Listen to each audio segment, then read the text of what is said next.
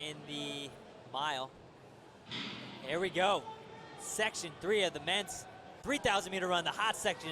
Dunbar, Boucher, Williams, Levermore, Hardy, Kent, Williams, Hauger, Fraley, Rouleau, Diller, Chisetto, Cricklow, Ramirez, Lizier, Ties, Hamilton.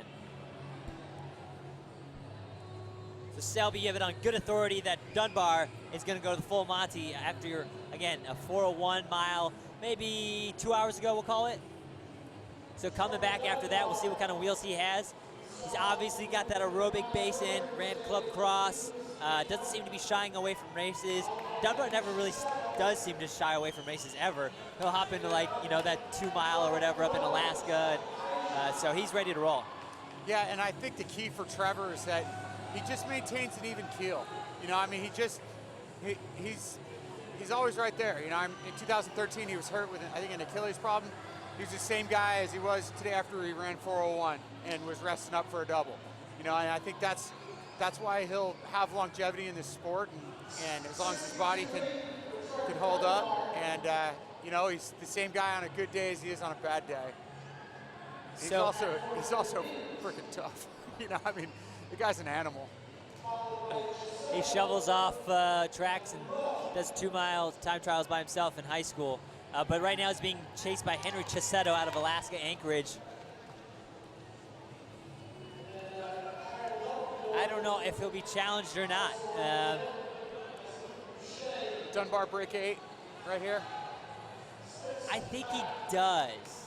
7:57, something like that? Yeah, I think he does. Especially if Luke Boucher, Luke didn't have a great mile earlier, but if he comes up and starts, he needs to latch on now if he's going to challenge him. Yeah, I don't even see him in the race. Yeah, he's sitting there in second, hip 2, towards the back of the pack in that yellow kit. So maybe he's just doing this as a workout and his legs are kind of hurting. But we'll see what Trevor can do, I guess, all by himself. Washington State, his closest opponent right now with Williams. Yeah, Michael Williams. Oh, yeah. And then Gonzaga's Troy Fraley. I think Trevor's out for a tempo by himself here.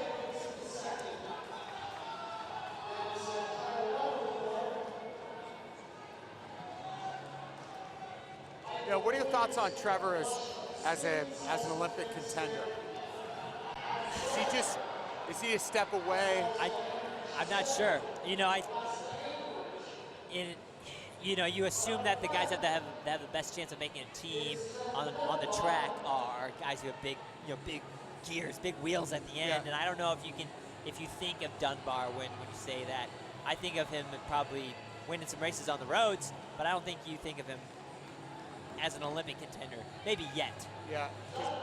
He has 6 laps to go and he's a 3 or 4.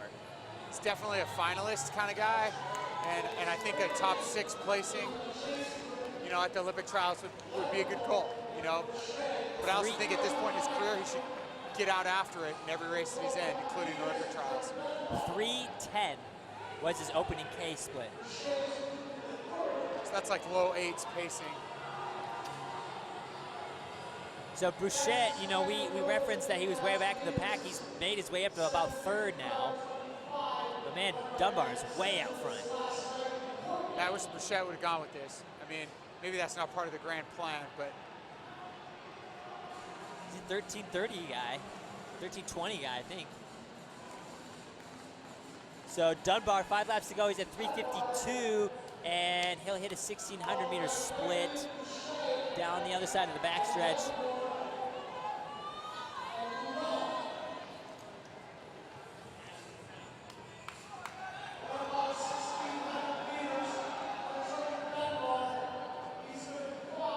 .13, 4:14-ish for 1,600 meters. And again, hip 9, Gonzaga trying to hang into this. Fraley.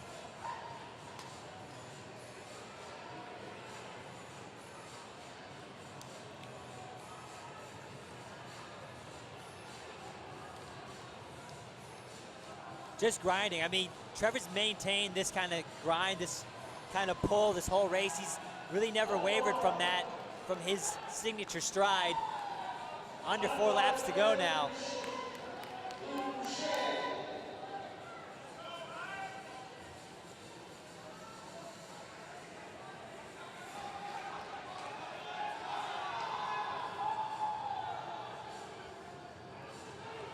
Not a lot of change behind him right now in the chase pack. Boucher still in about third.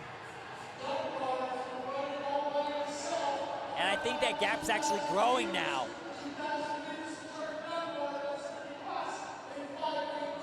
5:18 they're saying for Trevor Dunbar at the 2K.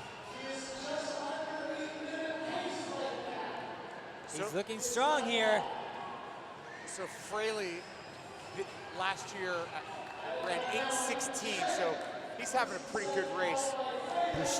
Burchett, though, has finally made his move up into second, and can he reel him back in? I don't think so.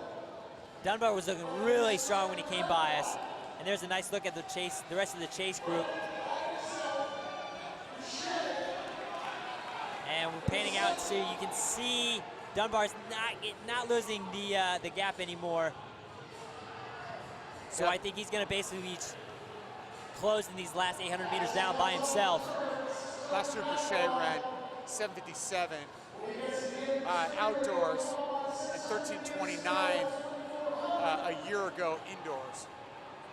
Dunbar, 600 meters to go, 6:22.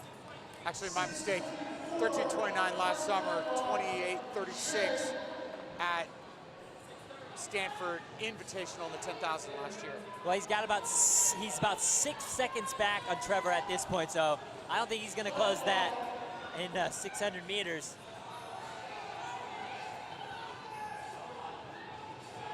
All right, so where does Dunbar go from here? He has a big day today. Like, what's he focusing on? Is it 5K? Is he a 10 guy? Like, what's his next race? Does he do more indoor stuff? I don't know. Yeah, I would say maybe like a Milrose 5K or something like that. You know, or more races here. I mean, you know, and then go work on your 10K at Stanford Invite and tune it up for Peyton Jordan and Oxy. Well, he's going to put a cherry on top of this weekend workout. 4:01 earlier, 7:13 with 300 meters to go. He's going to try to close it down. And Boucher actually just got passed up by our Gonzaga athlete. Troy Fraley from Gonzaga is going to have a nice PR here. Gonzaga's got a couple good guys that have had good days today. And Dunbar, you know, he's tightened up a little bit, but, you know, he's pretty much been dialed in at that pace and that stride and that grind this whole race. Yeah, you're right. Look at Dunbar's close here. I mean, the guys are detonating behind him, trying to close that gap, and Dunbar's just pulling away.